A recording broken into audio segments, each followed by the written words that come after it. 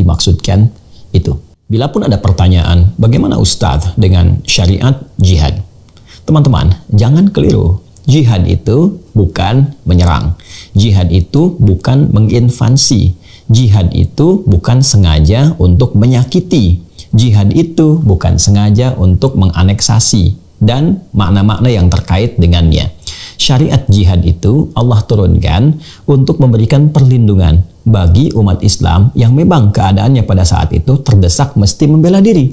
Setelah sebelumnya bersabar, setelah sebelumnya melapangkan hati, namun datang kekuatan-kekuatan militer yang datang menginvasi, datang menyerang, bukan sekedar berpotensi untuk menyakiti, tapi bisa menghilangkan jiwa, mengganggu kedaulatan, mengganggu keamanan. Bahkan setelah Nabi berada di Madinah pun, ada serangan yang datang ke Madinah. Serangan dengan skala militer yang cukup tinggi dan bersifat menghancurkan dan juga bisa mengancam kedaulatan yang telah terjadi dari konsensus Piagam Madinah yang telah disepakati oleh masyarakat pada saat itu. Maka turunlah kemudian Quran surah ke-22, surah Al-Hajj di ayat yang ke-39 itu. Perhatikan redaksinya.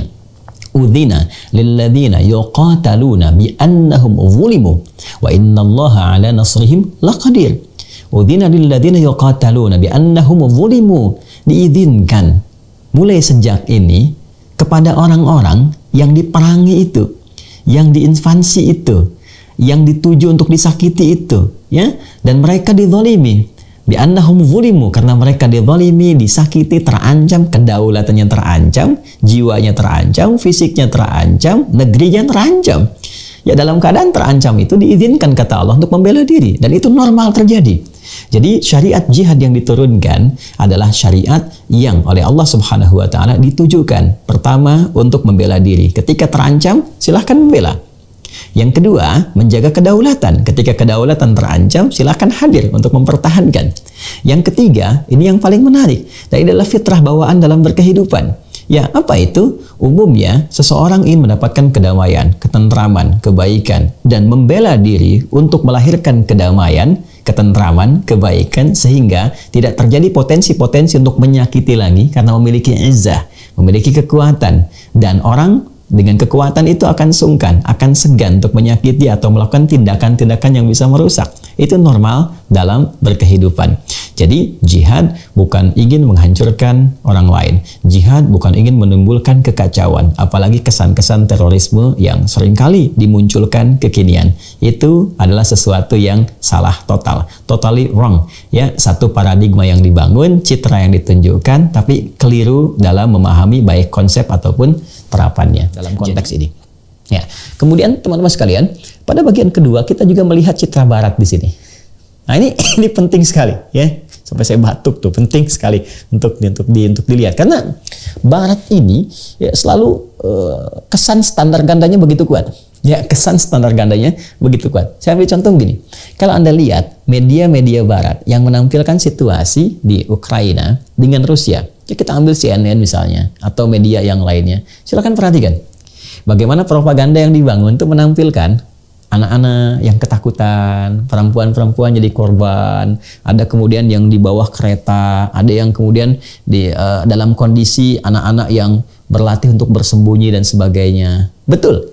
Ya, dalam konteks ini kita lihat mungkin itu nyata terjadi, mungkin adanya demikian, atau juga reporter yang sengaja mengambil rekam-rekam tertentu dalam nuansa untuk membangun kesan kepada dunia bahwa ini dalam kondisi yang sangat berbahaya, ya sangat terancam dan sebagainya. Anda bisa perhatikan sisi ini itu bisa menarik simpati dunia, dan betul. Ya, meminta perdamaian, meminta jangan sampai terjadi. Kita sepakat di sisi itunya. Tapi kita bertanya, di mana semua gambar, video, rekaman itu ketika terjadi invasi kepada Irak? Ketika terjadi invasi di Afghanistan, pencarian senjata kimia yang tidak pernah ditemukan sampai dengan sekarang, pemusnah massal yang di Irak itu, yang tidak pernah ditemukan. Di mana video-video itu?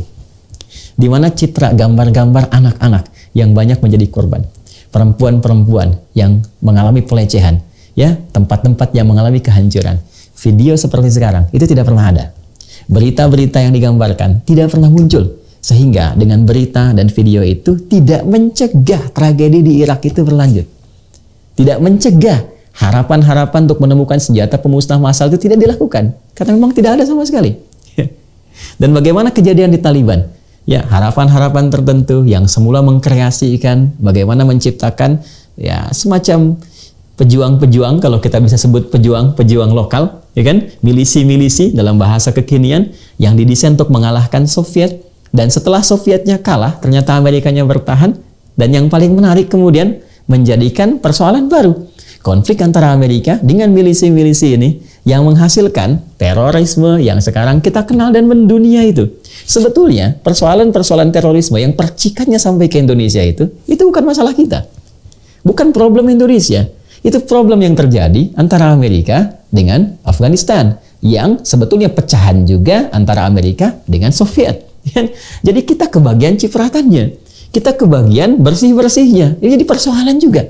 Ya, alih-alih sekarang isu yang dibangun ada Arabisasi, ada isu tentang, ya taruhlah hal-hal kecil yang dimunculkan. Seakan-akan Arab yang mendatangkan persoalan, seakan-akan Islam yang mendatangkan kekerasan dan sebagainya. Padahal kalau kita kaji kembali kepada intinya, inilah percikan-percikan persoalan yang bahkan bukan milik kita. Bukan punya Indonesia, yang punya masalah Amerika dengan Soviet. Ya, terjadinya di mana? Di Afghanistan. Yang dibikin apa kemudian? Ada Al-Qaeda. Ada apa lagi? Ada Taliban kemudian.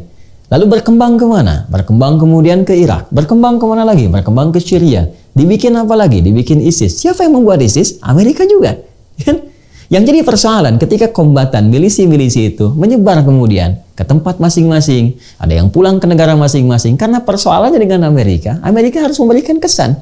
Ini musuh, ini bahaya, ini bisa menghancurkan aset. Sehingga dibangunlah kampanye apa yang disebut dengan terorisme itu. Maka ini teroris, ini teroris. Karena yang disebut teroris adalah alumni-alumni di wilayah-wilayah ini. Wilayah-wilayah di Afghanistan, wilayah di Irak, wilayah Pakistan, wilayah kemudian di Syria dan sebagainya. Ketika menyebar ke tempat-tempat yang berbeda.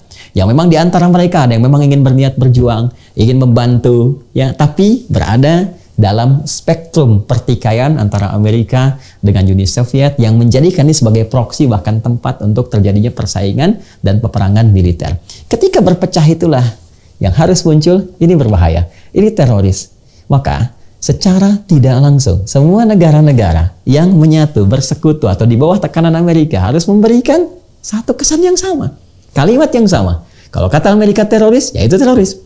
Harus disusun satuan khusus untuk menangani itu. Potensi-potensi yang mungkin terjadi, yang bisa menghancurkan aset Amerika di beberapa tempat, termasuk di Indonesia. Ini yang menjadikan saat ini pun kita sibuk mengatasi terorisme. Padahal kita lihat dari sebelum 2001 itu ke belakang, mana terjadi bom-bom meledak itu. Mana ada isu terorisme. Dan menariknya, selalu isu terorisme itu selalu dilekatkan dengan siapa? Dengan Muslim. Di mana ajarannya? Di Islam. Dan kesan yang dibangun sedunia, kampanyenya serupa. Kalau disebutkan Islam, kalau disebutkan teroris, disebutkan terorisme, maka tiga bagian ini selalu menyatu. Terorisme adalah Muslim. Ya, teroris adalah Muslim. Terorisme bersumber dari Islam. Itu yang dikesankan ya. Padahal yang punya problem siapa? Yang punya problem Amerika dan musuh-musuhnya. Indonesia tidak menjadi bagian dari itu. Maka saya ingin katakan, kita mesti cerdas. Silahkan lihat narasi-narasi yang dibangun saat ini. Jika disebutkan teroris, padahal kita sepakat, teroris bersumber dari paham-paham kekerasan, paham-paham teror. Dan akal sehat kita mengatakan agama tidak mengajarkan teror. Apalagi Islam, yang akar katanya juga mengacu dari akar kata salam, yaitu damai, tentram, toleran, baik, dan sebagainya. Silahkan cek, siapapun yang terafiliasi dengan terorisme ini, disebut dengan teroris, bukan hanya agamanya adalah Islam, tapi sumber akarnya pasti akan mengakar pada konflik antara Amerika dengan Soviet dulunya, tidak jauh pada wilayah Afghanistan, Irak, Syria, Pakistan, dan wilayah-wilayah